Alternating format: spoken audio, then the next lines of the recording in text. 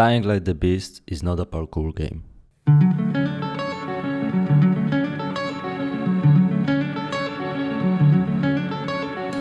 2 months ago, before the release, I made a video with the exact same statement, and after its release, I stand corrected. The parkour in this game is a tool to survive, not a tool to express yourself like it was in Dying Light 2. With BPM, I aimed to make Dying Light 2's parkour even better, to the point where it got countless comments saying that this mod made some of you guys play the game again and got you addicted to it just because of how good the parkour is. But in the Beast, things got changed. The flow is different, as well as it's cleaner overall. It's not floaty, it's not quirky. Some things got polished to the point where they are not an issue anymore. But climbing is a bit slow, and we all see it at this point. I died many times because Crane climbs really slow, despite that I tried my best to glide to the city like ballerina. That's because it's not a parkour game, it's a combat game. You can easily notice that they improved it by a lot. It feels weighty, brutal, reminds me of Dead Island 2, especially when you hit the zombie repeatedly and it just stands and waits for you to decimate it. I can see the resemblance as well as in brutality. The game is bloody and there's a lot of gore, but a little side note, for me it feels a bit scripted. Again, in Dead Island 2 every single cut is different as well as blow to the head, but here it's nice to see that the zombie gets damaged where you actually hit it, but after some time you can notice that these are presets. But still, kudos to Techland for making the combat much better than it was in Dying Light 2. But is the parkour better? Not in a way you would expect. It's more polished, but also some things are cut from it, like block charging a zombie, front wall run jump, fast shimmy or landing jump, which was my favorite. And you don't get anything new instead of it.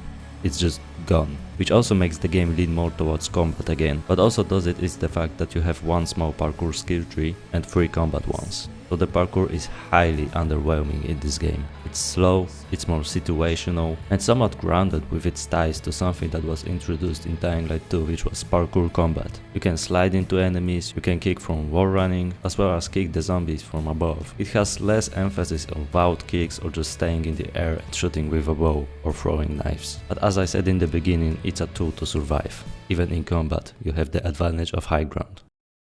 So I decided to change it.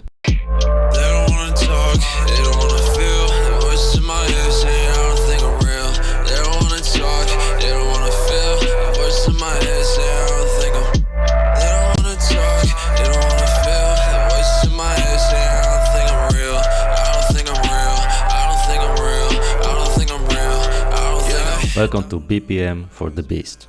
Because the game is cleaner, less is changed, but despite that, it still greatly improves the experience. Parkour is faster and has even more gravity and weight to it. Certain animations are switched, just like in BPM 4.0, as well as I changed some combat mechanics where you restore some stamina upon killing a zombie, as well as dropkicks consume less stamina. Lore-wise, dropkicks shouldn't consume stamina at all, but let them have it. As well as in Dying Light 1, Crane couldn't parry.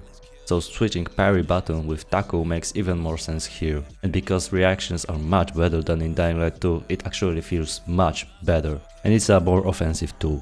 Makes combat flow faster and even more brutal with ragdolls. That's something that for me personally is a must-have. But going back to parkour, you can now do far jumps without having to vault, which is another must-have.